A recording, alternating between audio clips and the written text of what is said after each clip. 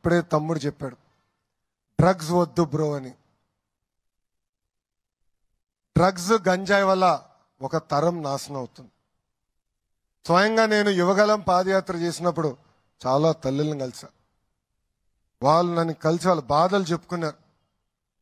ఎవరో దారిలో పిల్లలు దారిలో నడుచుకుంటా ఇంటికి వెళ్తుంటే ఒకడొచ్చి డ్రగ్స్ అలవాటు చేశారని. ఒక తల్లి అయితే ఆమెకి 3 కూతురున్నారు. పెద్ద కూతురిని గంజాయికి అలవాటు చేసి శారీరకంగా 30 రోజులు వాడుకున్నారు వాళ్ళు. ఆ తల్లి నాకు చెప్పింది ఇప్పుడు కూడా నాకు బాగా గుర్తుంది. అందుకే గౌరవ ముఖ్యమంత్రి గారు కోరితే కేబినెట్ సబ్ కమిటీ ఏర్పాటు చేశారు. ఈగల్ పేరుతో ఒక ప్రత్యేక టాస్క్ ఫోర్స్ చేశారు. ఈ డ్రగ్స్ ఎక్కడ పండిస్తున్నారో, ఎక్కడ ప్రాసెస్ చేస్తున్నారో, ఎక్కడ తయారు చేస్తున్నారో ముఖ కంఠంతో యుద్ధం మనం ప్రకటించుకున్నాం.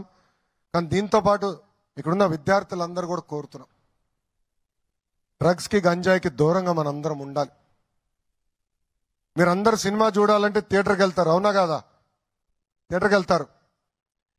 అక్కడ సినిమా వేసే ముందల ఒక వ్యక్తి వస్తారు. అతని పేరు గుర్తుందా? గట్టిగా చెప్పండి. ముఖేష్. అందరికీ గుర్తుంది. ముఖేష్ కి క్యాన్సర్ వస్తుంది. క్యాన్సర్తో చాలా బాధపడుతూ ఉంటాడు. మాట్లాడలేకపోతారు. వాళ్ళ తల్లిదండ్రులు ఇబ్బంది పడుతూ ఉంటారు, భార్య ఇబ్బంది పడుతూ ఉంటారు. డ్రగ్స్ గంజాయి దానికన్నా దారుణమైంది. అందుకే డ్రగ్స్ వద్దు బ్రో, డోంట్ బి ముఖేష్ అని ఈ సభాముఖ విద్యార్థులందరినీ నేను కోరుతున్నా.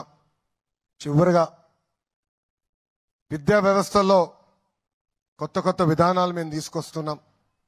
గౌరవ ముఖ్యమంత్రి గారి ఆదేశాల మేరకు రాబోయే 4 సంవత్సరాల్లో అన్ని ప్రభుత్వ పాఠశాలల్ని అభివృద్ధి చేయమని చెప్పారు.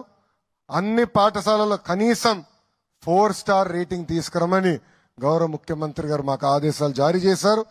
తూచా తప్పకుండా అది సాధిస్తాం. కానీ అన్ని చేయాలంటే ఉపాధ్యాయుల సహకారం నాకు చాలా చాలా అవసరం.